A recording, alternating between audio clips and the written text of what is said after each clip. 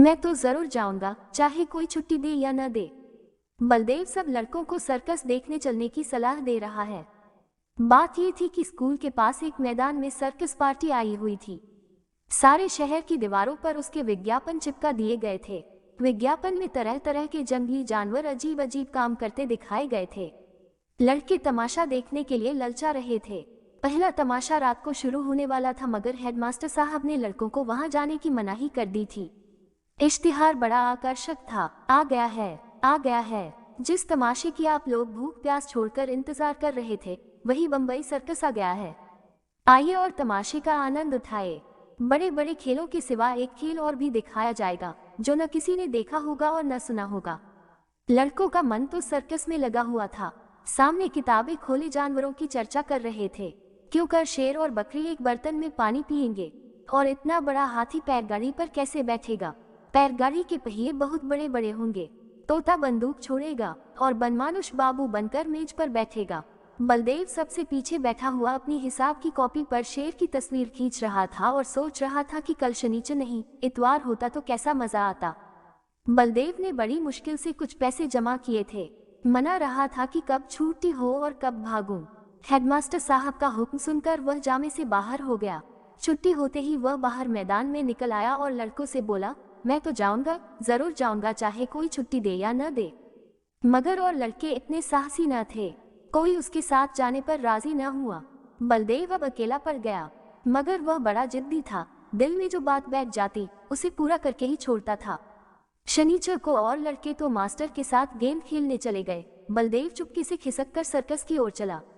वहां पहुंचते ही उसने जानवरों को देखने के लिए एक आने का टिकट खरीदा और जानवरों को देखने लगा।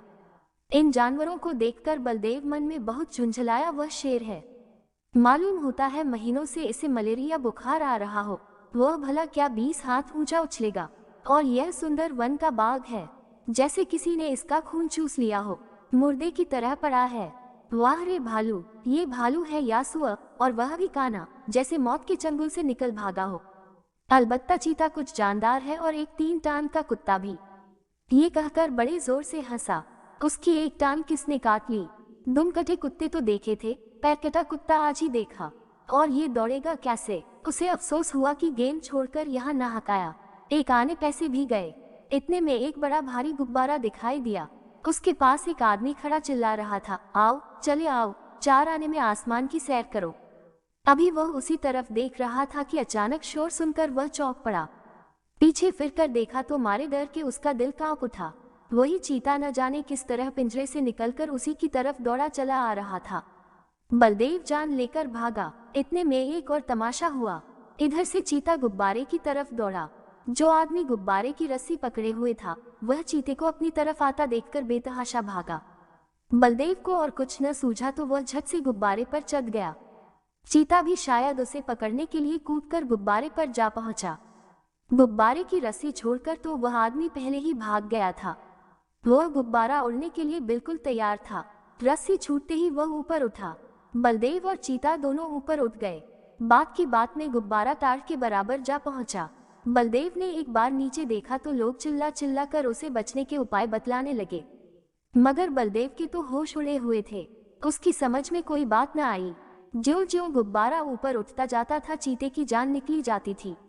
उसकी समझ में न आता था कि कौन मुझे आसमान की ओर लिए जाता है। वह चाहता तो बड़ी आसानी से बलदेव को चट कर जाता, मगर उसे अपनी ही जान की फिक्र पड़ी हुई थी। सारा चीतापन भूल गया था। आखिर वह इतना डरा कि उसके हाथ पांव फूल गए और वह फिसलकर उल्टा नीचे गिरा। जमीन पर गिरते ही उसकी हड्डी पसली चूर चूर हो गई।